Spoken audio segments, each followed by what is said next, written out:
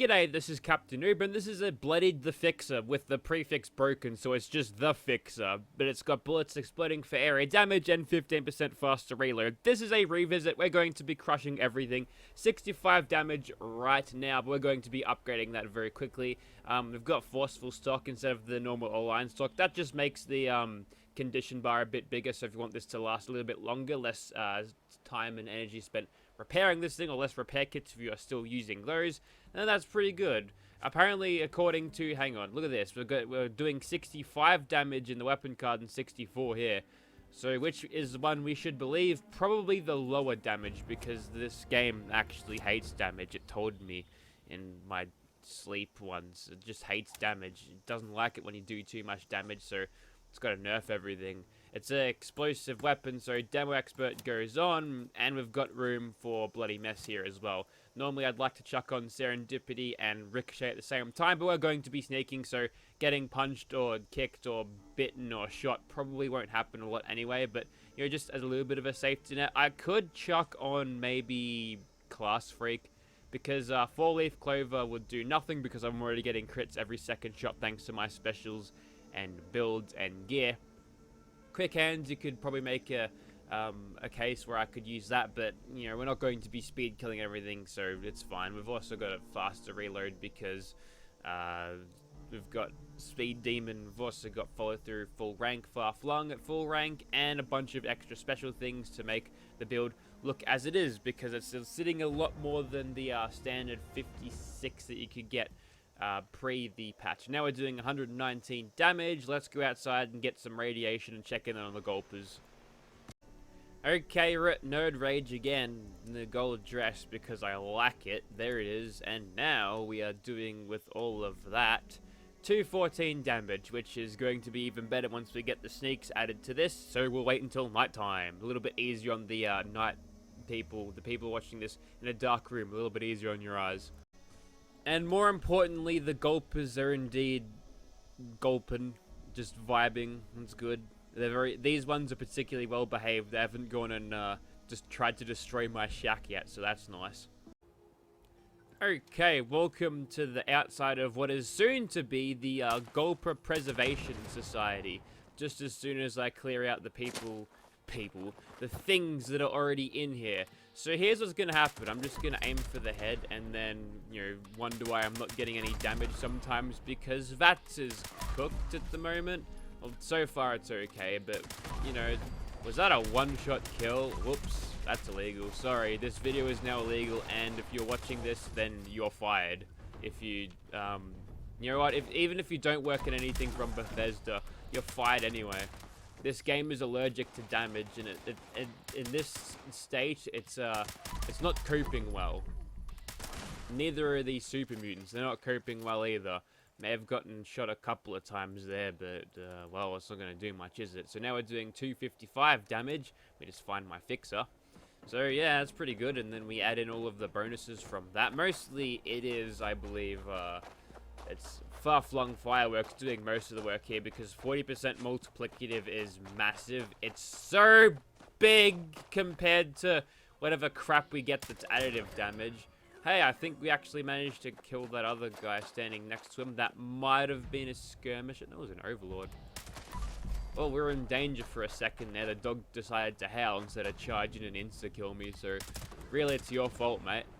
Alright, I think you get the idea against these super mutants, and I don't need to explain to you that it's going to be killing everything really fast, so you know what? That gives me license to fuck around. Well, Seymour, I made it, despite your directions. Ah, Superintendent Chalmers, welcome. I hope you're prepared for an unforgettable luncheon.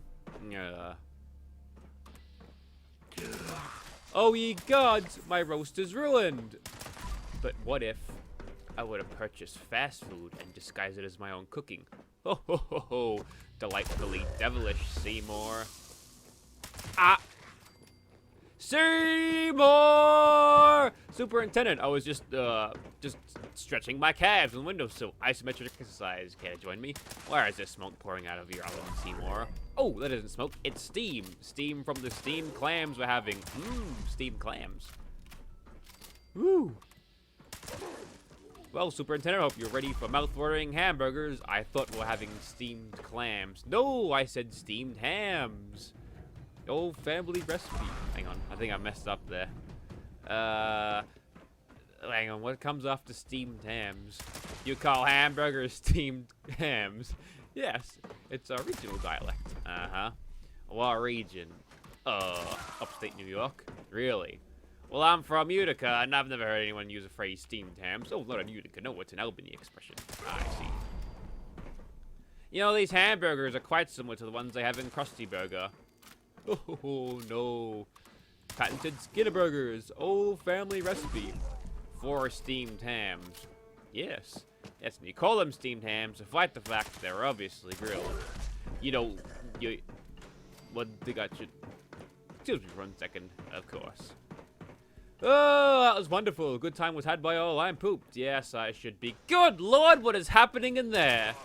Aurora Borealis? Aurora Borealis at this time of day, at this time of... whatever. Okay, tool time. Get your tools on. And then we're going to put your tools down. Almost the weekend. It's Friday tomorrow for me. I'll post this on Friday. So, Friday vibes. And anyone who's in a lesser time zone than me, well, then it's your Thursday. So, suffer in your jocks. Alright, so, you know, we're making pretty short work of these goals. You know, gun food's doing alright. I don't need to tell you how well we're doing with this thing because you can see it. There's nothing worse than you see a guide that's like, I'm using the X weapon. It's taking me about 3 shots to kill this thing. It's like, yes, we can see that, mate. Got anything useful to say rather than, you know, shit that we can obviously already see? Well, I don't. Should we get back to the Simpsons quotes? Ooh, I saw you, mate. We'll just use VATS. You know, I probably don't have to use VATS all the time. I do have what they call a dense chest piece, and, oh, there's a horde of rad rats, apparently. So I can, you know, shoot the ground and shoot everything. It's not going to hurt me, so why not? Just run in close and point blank it. We'll, do what the Rebel Alliance did and engage those Star Destroyers at point blank range. And we'll only be doing that because we'll last longer than, you know, if we're engaging the Death Star at point blank range, which is, you know, a kind of stupid thing because it's a giant sphere, right? And it's obviously, you know, it can't be pointing in every direction at once, so they could just surround the thing and then, you know, pile all the fighters into the main reactor. Hey, I could be a tactician for the Rebel Alliance. I would have got more shit done. I wouldn't have lost the Battle of Hoth, you know. I would have, you know, sick Winter onto him, and then she would have done it because Mary Sue. In other news, this fixer is good. It's doing pretty well. Gonna try without using VATS too much. What you can do to easily increase your damage output without using too many bullets is just shoot them once, wait a little bit until Tenderizer, if you've got that equipped, and follow through kicks in, and then hit him with the follow-up shot. Then you'll find you'll do much better damage, even better damage if you're sneaking at the time. Look at that, not even a headshot hitting for 500, which is fairly illegal. That headshot did more because that was a proper headshot. I said not a headshot, didn't I? I don't know. We're doing good. You know what's also good? XCOM 2. I've been practicing on Legend mode, and I think the most critical part of a playthrough is the first 10 to 20-ish battles that you have, because that's when your soldiers are at their weakest with barely any abilities and shit aim. So if I can get through the mid-game, because for some reason XCOM has a thing they call a reverse difficulty curve. As farther you get into the game, you know, you can do a lot of good stuff with your soldiers, and it makes it very easy with all of the extra gear that you got. So I'm a little bit worried about the starting game, but the end game should be, you know, a piece of piss when we got everything running. But if I'm really bad at the game, I'll just give myself more units. Welcome to the Captainoob podcast, featuring Bloodied Explosive Fixer. It's an exclusive interview, you won't get anywhere else.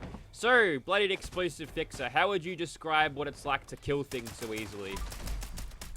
You kind of talked over the top of me for a second there, but we'll ask that again. It's a very insightful answer, Mr. Fixer. Sorry, Fixer. Sorry, we're not that. I can't call him Mr. Fixer, he doesn't like it. Now, what about Mirelurk Queens? What are your opinions on them? Interesting facts there. That's something that I haven't previously considered before. And Mirelurk Kings the same too. Wow, this has been Captainoob's podcast. See you next week. Pay $50 on my Patreon, people. I need it for SS Commodores. Just kidding, I've already got one. Okay, time to open up a big batch of bat soup. We just got to make it first. And the easiest way to make that is finding giant bats. Now, fortunately, if you're playing Fallout 76, they're kind of around. I mean, the game doesn't want to acknowledge them because, you know, the game's trying to escape its own badness. Kind of like how Disney decided not to acknowledge the prequel trilogy at all, but now everyone does around it because the prequel trilogy smashed the sequels in terms of quality and rewatchability. Oh, it didn't even get time to mutate. Bless his cotton socks. It's not a good day to be a squash beast, it would seem. We've got follow through activated on him. Wait till he gets nice and close. We're less penalized by range, and you cannot touch the ground without dying, my friend. You can stay teleport up like that. Also, there was like a rat plague, some fucking shit that happened as I was attacking the ghouls. I went outside, expected to find a giant horde of a rat hit squad, but I found nothing of the sort, which is very disappointing. I would have totally incorporated that, and actually we might do something to amend that a little bit, because I noticed that I've got a little bit of an event happening. Well, not an event, a daily. And do I have... Yeah, Rad Shield will do.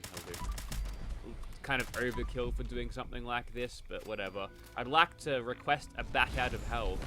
There we go. Here he comes. There he goes. Back into hell you go.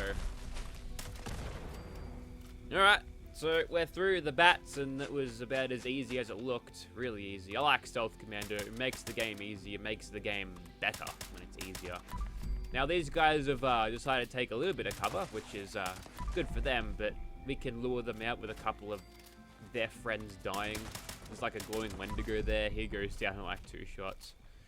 Yeah, there's not a whole lot of reason not to run a Stealth Commando build. I mean, you could pretty much get similar performance out of just like a regular old fixer, maybe, if you're at this kind of health range, because the additive damage has really gimped everything here. Hey, Rad Rumble is on. I'd totally do that if I was doing a stream right now. And no, I'm not having any of that, thank you.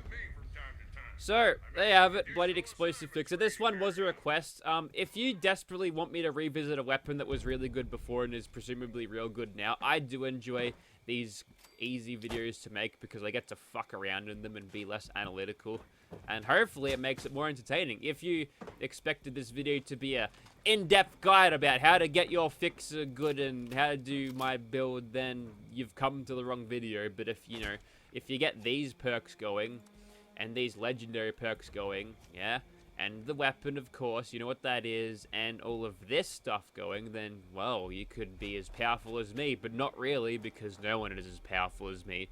You'll have to buy an SS Commodore first, and you can't get those nowhere, except for Australia.